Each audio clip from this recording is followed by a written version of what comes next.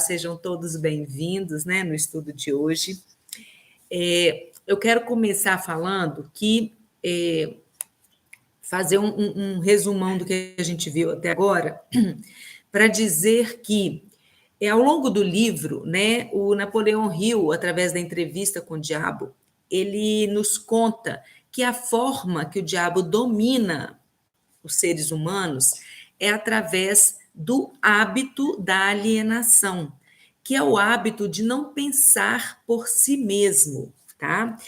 E através desse hábito, que vai sendo consolidado de tal forma que ele entra num ritmo hipnótico, ou seja, esse hábito passa a ser regido pelas próprias leis da natureza, né, que consolidam aquele hábito. De tanto que você pratica aquilo, aquilo entra num ritmo onde você não consegue, ou dificilmente você consegue quebrar, porque esse ritmo hipnótico ele vem consolidar esses hábitos.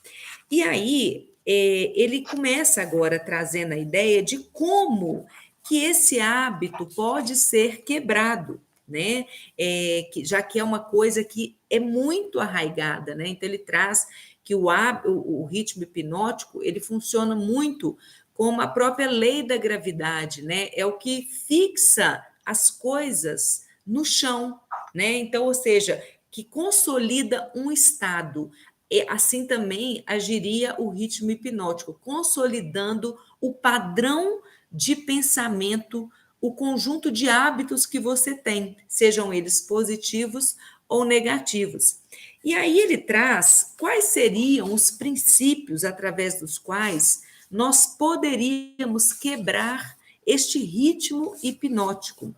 E aí ele traz a primeira, que é através do propósito definido, ou seja, a pessoa que tem um propósito definido, ela consegue quebrar o ritmo hipnótico, ela sabe para onde ela está indo, ela direciona os seus pensamentos para aquele objetivo. E ele traz que o segundo princípio seria o da autodisciplina. Eu queria pedir a Antonieta para fechar o microfone, que está dando barulho aqui, por favor. Então, ele traz que a segunda forma dele quebrar o ritmo hipnótico seria o segundo princípio, o da autodisciplina, né? Esse é o segundo dos 7 princípios. A pessoa que não domina a si mesma jamais poderá ser líder de outras. A falta de domínio é, por si só, a forma mais destrutível de indefinição, né? A pessoa que não se domina. E aí ele traz, né, como que a pessoa... existem 3 formas principais, né, que demonstram a falta de autodisciplina. A primeira, o desejo por comida, a segunda, o desejo por sexo, e a terceira, o desejo de expressar opiniões imprecisas. E aí ele traz que fala que os desejos, o primeiro e o segundo, por comida e sexo, são desejos naturais, que são da própria natureza humana. Porém, se feito com desequilíbrio, isso vai aprofundar, né, a incapacidade do homem de se autogerir. Então, ele coloca que a pessoa que enche o estômago com combinações de alimentos altamente ricos, por suas vezes, satisfazem o gosto, mas fazem com que os órgãos da digestão e da eliminação trabalhem em excesso. E aí, esse excesso de comida, né, faz com que, mesmo que o seu organismo trabalhe muito, né, ele somente consegue descartar aquele excesso, convertendo a comida em toxinas venenosas. Após algum tempo, o sistema gastrointestinal para de funcionar de forma saudável e a vítima acaba tendo o que se chama de constipação. A autointoxicação pelo sistema gastrointestinal leva a máquina do cérebro a tornar-se algo como uma massa disforme. Não sei se vocês já ouviram falar, né, que o intestino ele está diretamente ligado ao cérebro, né? Por quê? Porque o intestino ele é a parte do corpo, né, onde as toxinas ficam armazenadas. Então, tudo que vai para o estômago, você tem aquela quantidade de suco gástrico, né, que é jogado ali, as enzimas, para poder quebrar aqueles alimentos. Mas tudo que não é bom, tudo que não vai para a corrente sanguínea, que não é aproveitado, vai para o intestino e fica ali, né? Gera o bolo fecal, que é excretado, mas muito do que das toxinas elas não são excretadas, elas ficam ali por uma boa parte do tempo. E aí ele gera o quê? Estímulos, né, que comunicam que algo não está bem, né, para o nosso cérebro. Então, comer em demasia e combinar alimentos de forma errada é o que causa a autointoxicação. As pessoas que comem sabiamente e mantêm os sistemas excretores limpos dificultam o meu trabalho, porque um sistema intestinal em perfeito funcionamento significa um corpo saudável e um cérebro que funciona, né? Então, ele coloca que quando você está com um excesso de toxinas, a vítima fica lenta nos seus movimentos físicos e mentalmente irritada e inquieta, né? Os sistemas excretores, aí ele compara os sistemas excretores da cidade, do lixo, com o nosso intestino. E ele fala que o cheiro que é desagradável, né, do sistema de lixo de uma cidade, ele é maravilhoso perto do cheiro, né, do sistema excretor dos seres humanos, quando eles não se alimentam adequadamente, quando o fato de estar sobrecarregado faz com que ele produza muita toxina. E aí ele coloca que a maior parte das doenças, né, elas poderiam ser resolvidas com lavagem intestinal. E isso eu já ouvi muitos estudos falando sobre isso, né? Então ele coloca o seguinte, que doenças, por exemplo, como dor de cabeça, dor no corpo, todas as dores de cabeça, se você quer prova disso, selecione 100 pessoas que sofrem com enxaqueca e dê a cada uma delas uma lavagem intestinal completa, com um grande enema, e observe que não menos do que 95% das dores de cabeça desaparecerão. E eu tenho amigas, né, que têm esse hábito de fazer lavagem intestinal uma vez por ano. E elas dizem que tudo muda. Por quê? Porque você libera o seu intestino, ele não fica ali gerando doenças para você, né? Então, é muito interessante. É tão importante quanto eliminar o lixo do organismo e as porções não utilizadas de comida, né? É você ingerir quantidades corretas, bem como as combinações adequadas dos alimentos. Eu até tenho um livro aqui, colocando, eu esqueci o título, que fala que o seu intestino é o seu cérebro, né? Então, a sua capacidade de pensar, a sua capacidade o que você, os estímulos que são que chegam até o seu cérebro a partir do seu intestino, ele é capaz de produzir bem-estar, de produzir pensamentos claros, de produzir, de liberar hormônios que vão te favorecer ou não. Então, eu não li esse livro todo, mas ele é muito interessante a ligação entre o intestino e cérebro. Então, ele coloca que nós precisamos começar a nos autodisciplinar pela própria alimentação, né, que é algo que é necessário a nós, mas que precisa ser ingerida com equilíbrio. Depois ele fala do desejo por sexo, e ele traz a ideia de que A energia do sexo, ela é uma das mais potentes energias que nós temos, né? Ele fala que se as pessoas gastassem no seu trabalho metade do tempo que elas perdem à procura de sexo, não, eles nunca conheceriam a pobreza. Então, se eles conseguissem controlar os seus desejos por sexo, transformando-os em uma força propulsora que os motiva nas suas ocupações, né? Então, ele coloca que o abuso do sexo, devido ao abuso vulgar que as pessoas fizeram dessa emoção, né, o sexo é visto muitas vezes de uma forma pejorativa, mas o sexo não é vulgar, é o indivíduo que negligencia ou se recusa a controlá-lo e a guiá-lo. Então, coloca acima de todas as coisas, né, muitas vezes quer extravasar todos os seus desejos, todas as suas loucuras através do sexo, né? Então, ele coloca que o sexo para o homem deve ser entendido, dominado e feito para servir ao homem, né? E não para escravizar o homem. O desejo por sexo é tão natural quanto o desejo por comida. Esse desejo não pode ser aniquilado, assim como não se pode parar um rio de fluir, né? Mas nós estamos falando aqui de equilibrar essa força, essa emoção, né?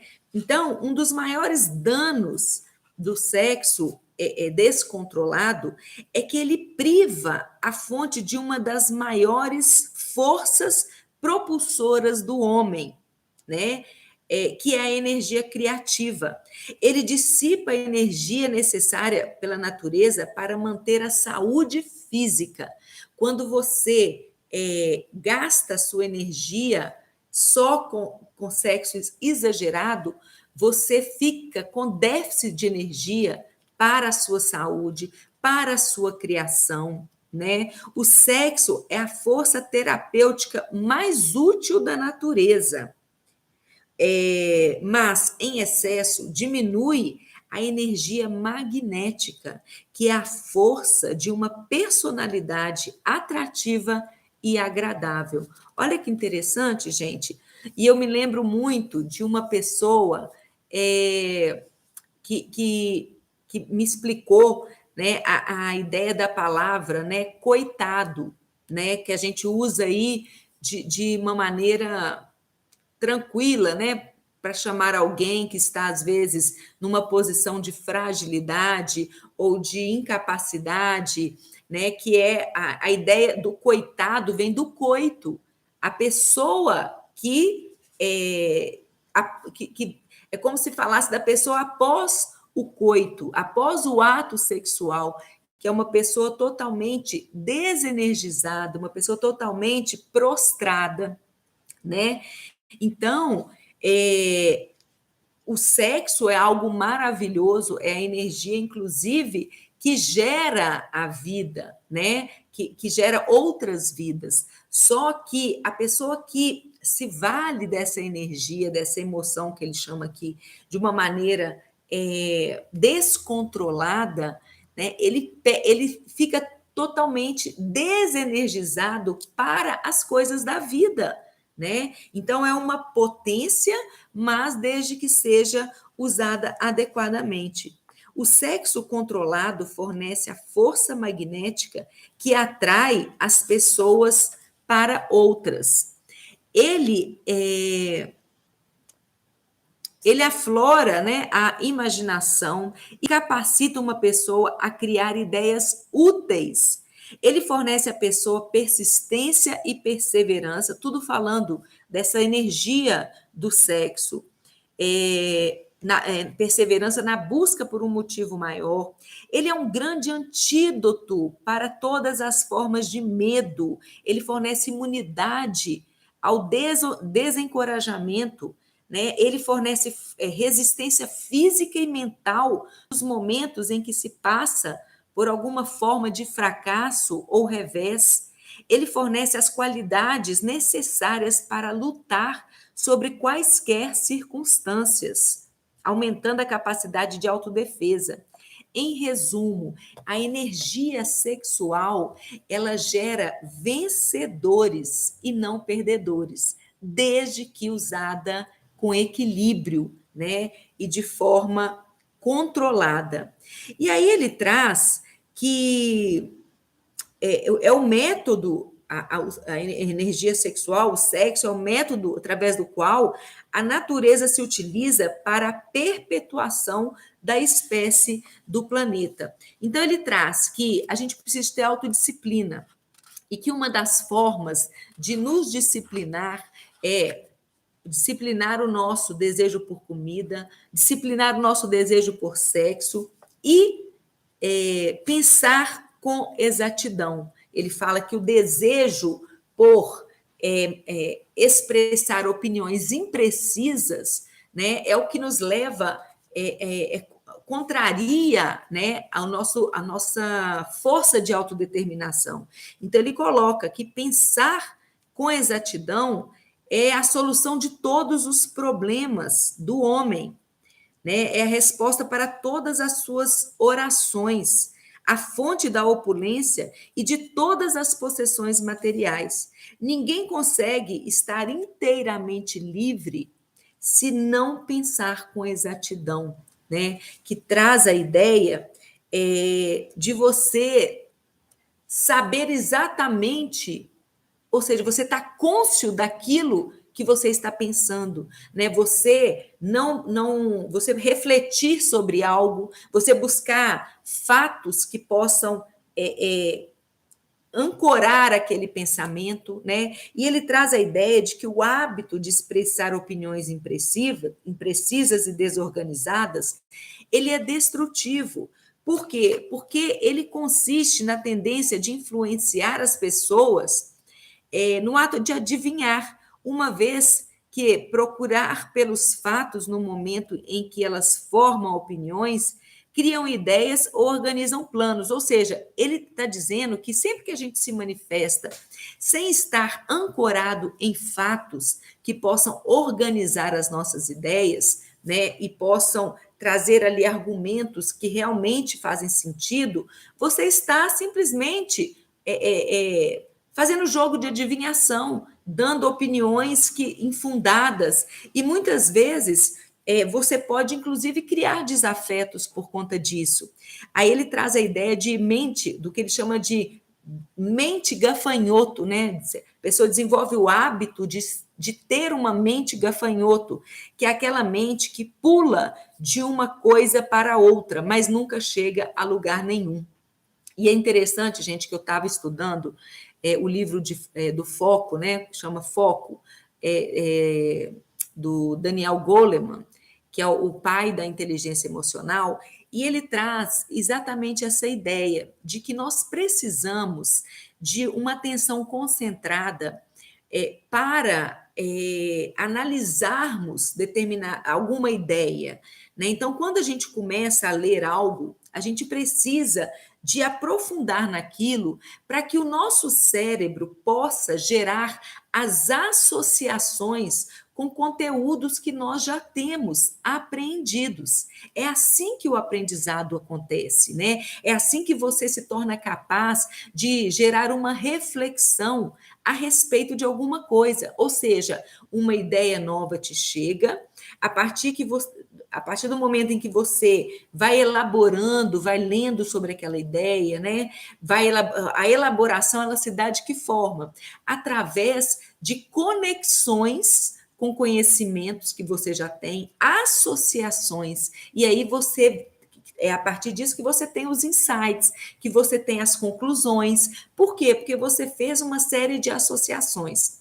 E aí ele traz a ideia de que quando você está nesse aprendizado da internet, né, que é uma série de informações curtas, títulos, você não aprofunda em nada, né? Além do excesso de informação que te confunde, que te gera uma sobrecarga, nada é aprofundado, ou seja, a informação que você consome, ela não é suficiente para te gerar uma reflexão profunda, para promover em você essas associações. Então, você não fica numa informação tempo suficiente para que o seu cérebro possa gerar essas associações. Com isso, você tem opiniões cada vez mais rasas, cada vez mais superficiais, porque você não permitiu que o seu cérebro se debruçasse ali por tempo suficiente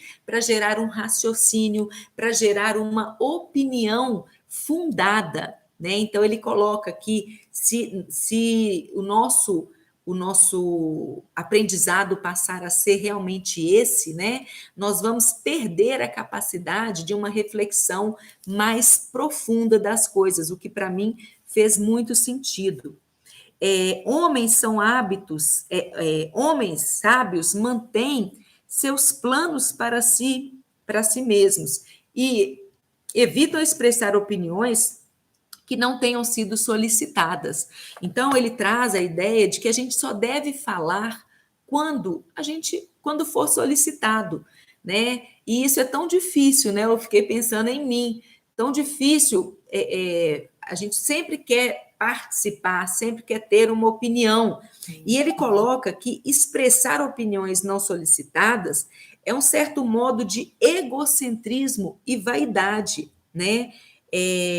O hábito da autoexpressão, ele é inerente às pessoas, mas o motivo por trás deste hábito é atrair a atenção de outros e impressioná-los favoravelmente. Então, ele traz a ideia de que a gente deve expressar as nossas opiniões quando solicitadas, né? E que a gente não deve ficar aí contando as nossas ideias para outras pessoas, porque a pessoa que fala demais, ela tem essa tendência, né, de compartilhar as suas ideias para que os outros não se beneficiem das suas ideias, né, antes que você as coloque em prática. E outra coisa que ele traz é que as pessoas que falam muito, elas perdem a oportunidade de aprender, a oportunidade de ouvir, né? Você aprende ouvindo, né? Enquanto o outro está falando, você está raciocinando, você está elaborando. E aí ele coloca que um bom orador, ele já tem uma grande vantagem a seu favor, né? Mas ele não consegue fazer o melhor uso desse ativo se ele forçar o seu discurso, se ele falar para aquele pronto para ouvir, ou se ele impor a sua fala, né? Precisa ser algo natural, precisa haver aí o respeito, né? Porque é aquela ideia de jogar pérola aos porcos, é aquela ideia que nós já falamos de ajudar quem não pede ajuda, né? E aí você está forçando o discurso, você está forçando que aquela pessoa te ouça sem que ela queira te ouvir, né? E aí ele fala que o problema de ficar falando sem ser solicitado, né? Ele traz a ideia de que a pior pessoa que existe é aquela que fica emitindo opinião sobre todas as coisas, aquelas pessoas que ficam mandando cartas, né? Provavelmente a época que ele escreveu isso, né? A internet não estava tão divulgada assim, estão sendo utilizadas dessa forma, mas ele traz a pessoa que fica mandando carta para todo mundo, para artistas, empresários, enfim, dando sua opinião sobre todas as coisas, né? E aí ele fala que isso é péssimo, por quê? Porque os hábitos são contagiosos. Então, todo hábito atrai um conjunto de hábitos relacionados. E nós já falamos isso quando eu mencionei para vocês aquele livro O Poder do Hábito, em que ele traz a ideia do hábito angular, né? Que um hábito, ele reflete em vários outros hábitos menores. Um hábito maior, ele gera vários outros hábitos menores. O hábito de fazer qualquer coisa que seja inútil leva à formação de outros hábitos que também são inúteis. Mesmo esses não são todos os perigos associados com o hábito de prazer de escrever opiniões não solicitadas. O hábito cria inimigos e coloca em suas mãos armas perigosas que podem causar grandes transtornos àqueles que insistem em transmiti-las. Aí ele fala que ladrões, estelionatários, todas essas pessoas se valem, né, das pessoas que têm esse hábito de emitir opiniões impróprias. Por quê? Porque a partir do tanto que elas falam, eles conseguem entender como que elas funcionam, né? Para onde que elas vão, o que que elas fazem, as ideias dela, para se valerem disso, para usarem em seu próprio favor. Então, ele coloca que o privilégio, né, de exercitar o pensamento livre e independente é de todos os homens, mas que alguns se privam, né, desse privilégio, sendo alienado do privilégio de ter o pensamento livre, que isso não é imposto a ninguém. A ninguém é imposto o dever, né? Não, você não pode pensar como você quer, né? As próprias pessoas se privam disso, né? Através da alienação, através do hábito de pensar pelas ideias de outras pessoas. Aí ele fala assim, mas em que as pessoas vão se sustentar em momentos de emergência?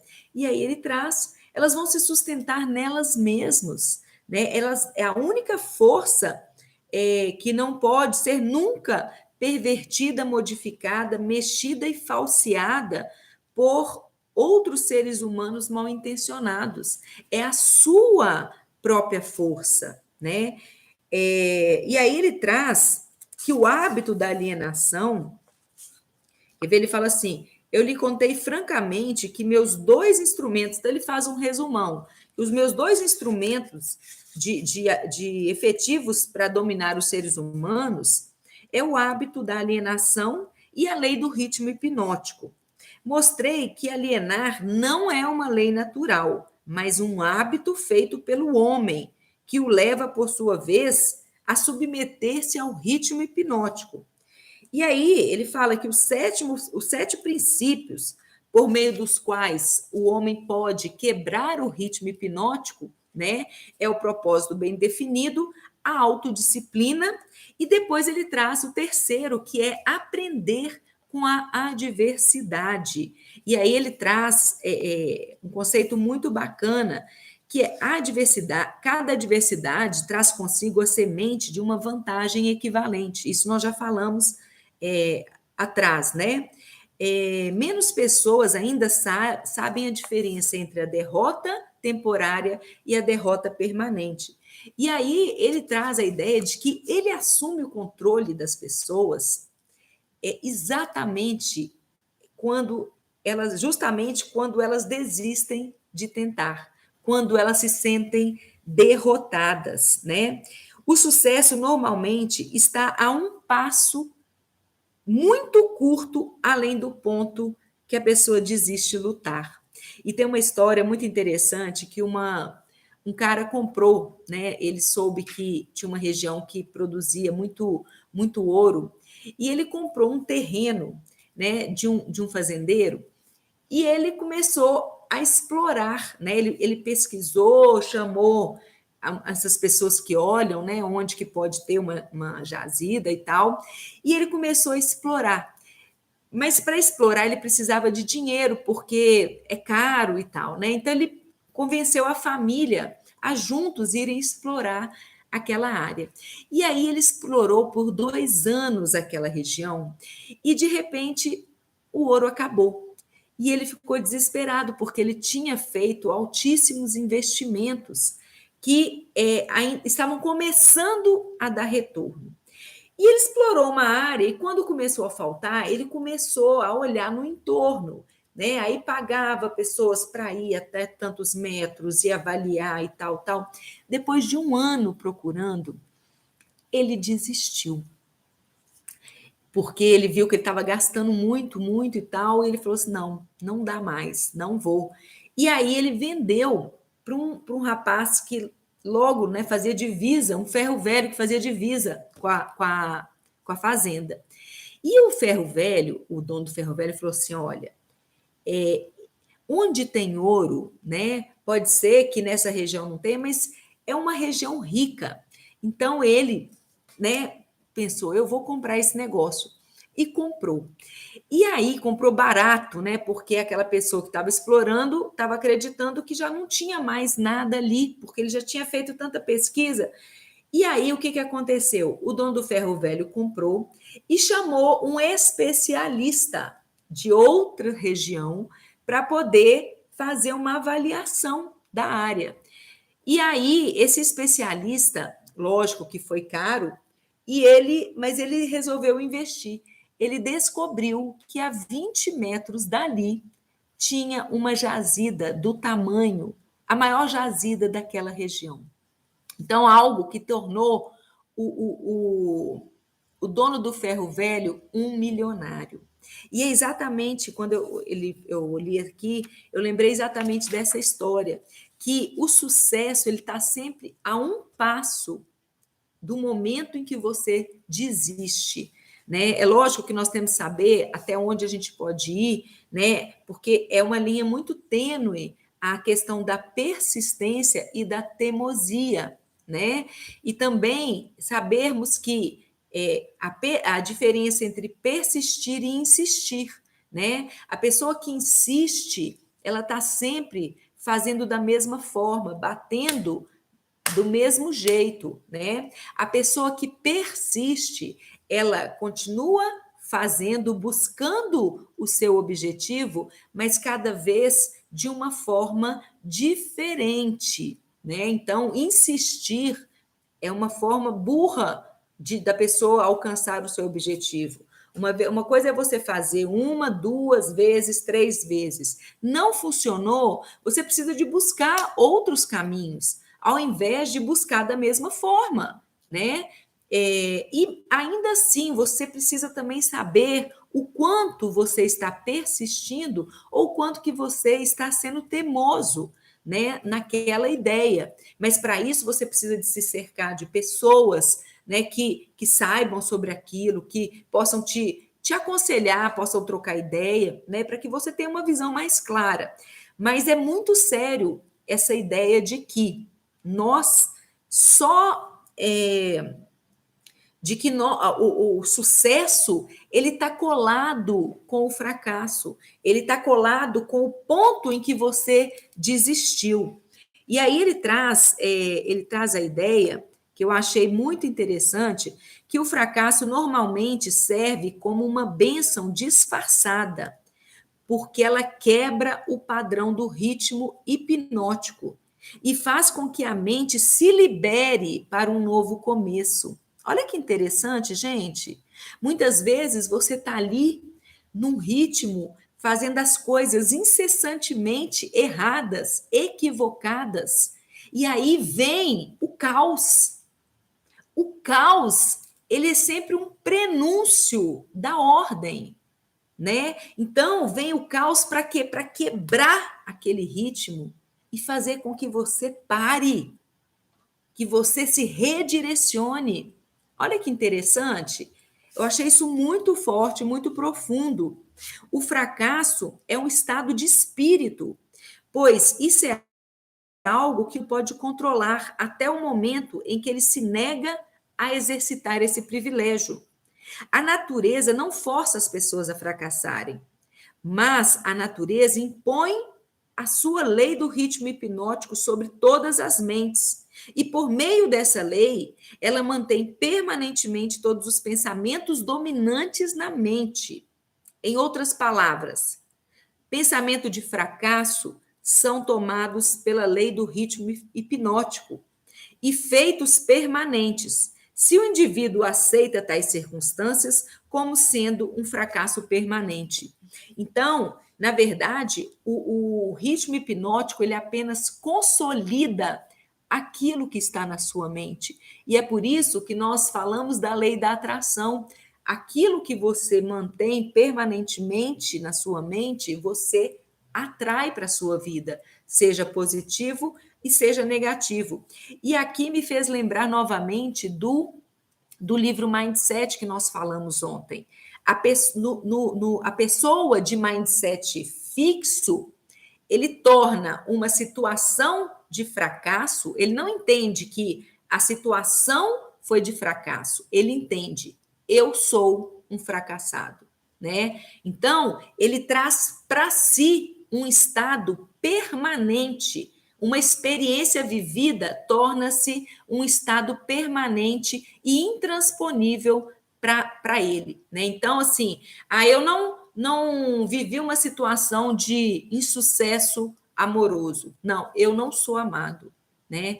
E aí tudo para a pessoa se torna uma situação fixa em que ela não consegue não consegue transpor, né? E isso é o ritmo hipnótico, sim, né? É você deixar que aquele padrão mental se cristalize como se fosse a realidade. E, obviamente, se você acredita naquilo, a partir daquele momento, aquilo se torna, sim, a sua realidade. E é por isso que é tão difícil da gente transpor, porque aquilo se consolida como um dogma, né, como uma verdade absoluta. Eu estou só estendendo um pouquinho, porque a gente começou um pouquinho mais tarde, eu vou só fechar aqui. O fracasso prova conclusivamente que algo está errado com os objetivos e planos da pessoa. É essa mensagem que o fracasso traz, né? Por meio dos quais os mesmos objetivos e planos são perseguidos. Ou seja, o fracasso vem dizer: olha, esse caminho que você está indo, ele está errado. Ele não vai gerar os resultados que você deseja. O fracasso é o ponto final do hábito que a pessoa tem seguido. Olha que interessante. E quando o fracasso é o ponto do hábito que a pessoa tem seguido. E quando é alcançado, ele força a pessoa a deixar esse caminho e seguir por outro, fazendo com que ele crie um novo ritmo de vida. Olha que interessante, gente. O fracasso ele faz com que a gente enxergue que aquele caminho não é bom e nos impulsione pela força mesmo a mudar o caminho.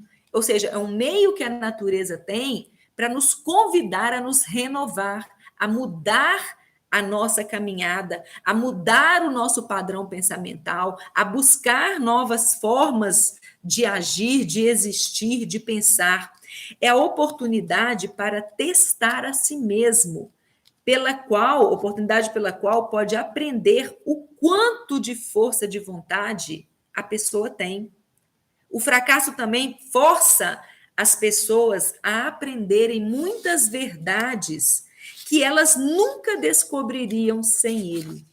Muitas vezes nós nos tornamos pessoas mais humildes, mais humanas, né? Nós aprendemos o quanto é importante pagar os outros, porque muitas vezes, no fracasso financeiro, né, uma empresa que quebra, pessoas não nos pagam, né? A gente não tem dinheiro para pagar o outro, né? E aí você aprende várias coisas, né?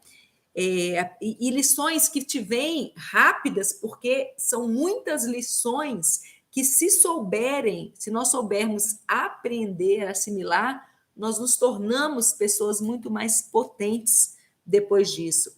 E aí ele traz que a natureza usa a doença para quebrar o ritmo hipnótico do corpo, quando a relação entre as células e os órgãos estão impróprias.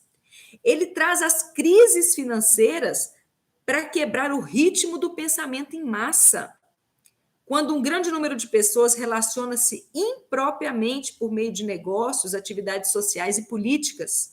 Ele usa o fracasso para quebrar o ritmo do pensamento negativo, quando o indivíduo relaciona-se impropriamente consigo mesmo e com a sua mente.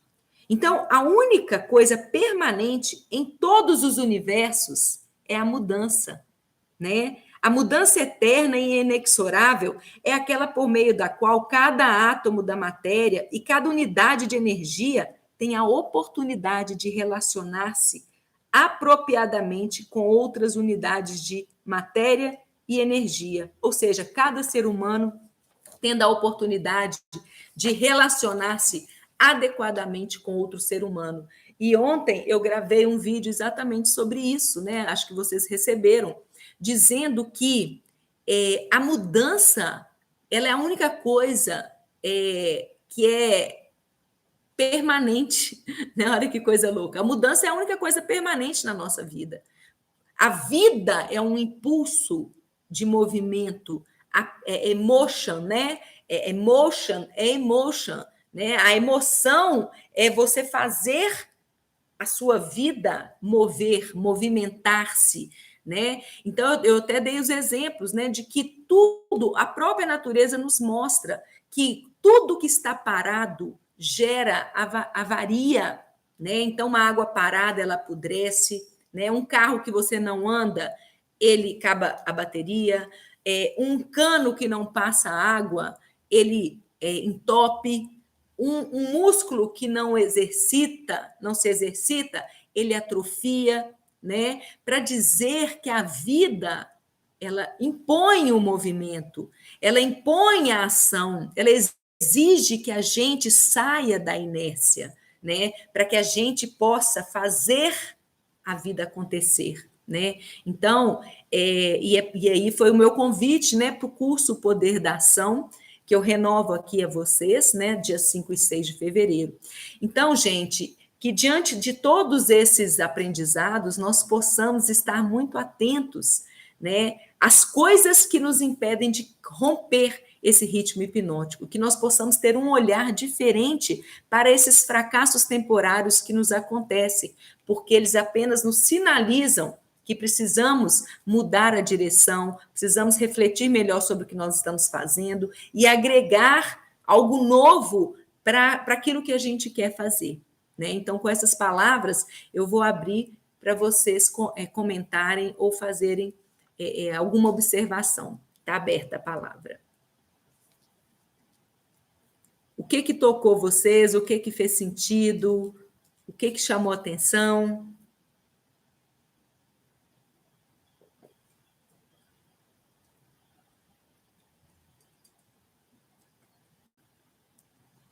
Rosana, Nara, Juliana, Antonieta, João, Giovanni, alguém comenta alguma coisa?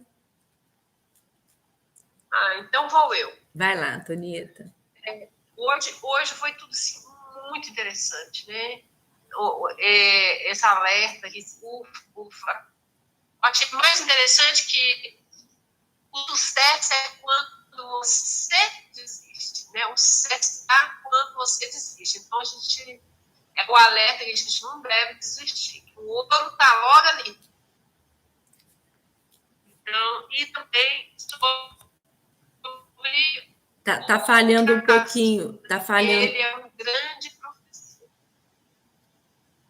Pode falar, mas me deu uma melhorada. Melhorou. Repete essa última frase. O fracasso, na verdade, ele é um professor. Ele é... Ou ela saiu. Ela deve ter apertado alguma coisa para falar e acabou saindo. Voltou.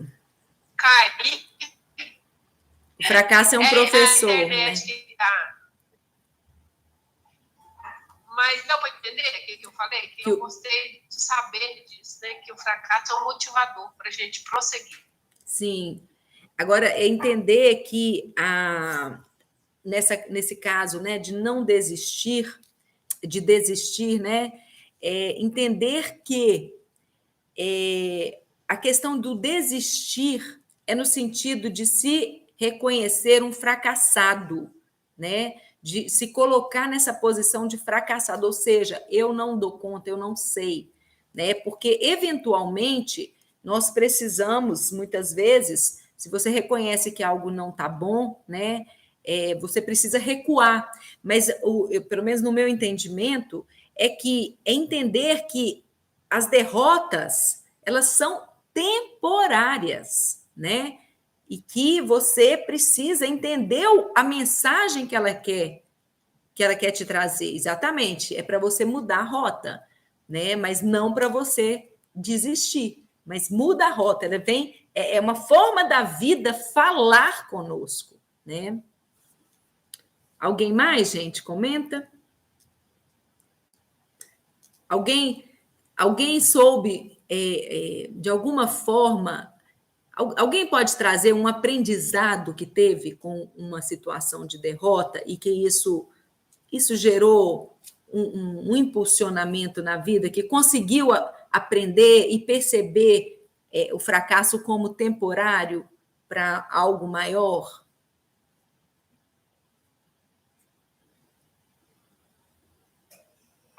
Muitas vezes na vida a gente tem essa, né, profissionalmente, às vezes as pessoas falam assim, desiste, isso aí não está dando, né? Eu sou advogada, e aí todo mundo fala, não, está muito ruim, eu gosto do que eu faço e me dá mais motivação, e eu estudo, e eu melhoro, e tem funcionado.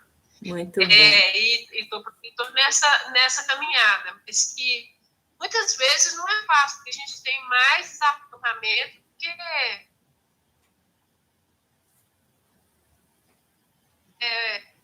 atividade, né, que a gente procura.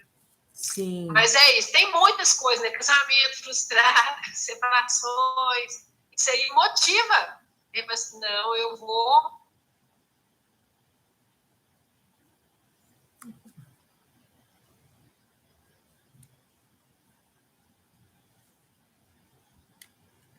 Acho que a internet dela tá ruim, mas deu para a gente entender. Né? Juliana, quer falar?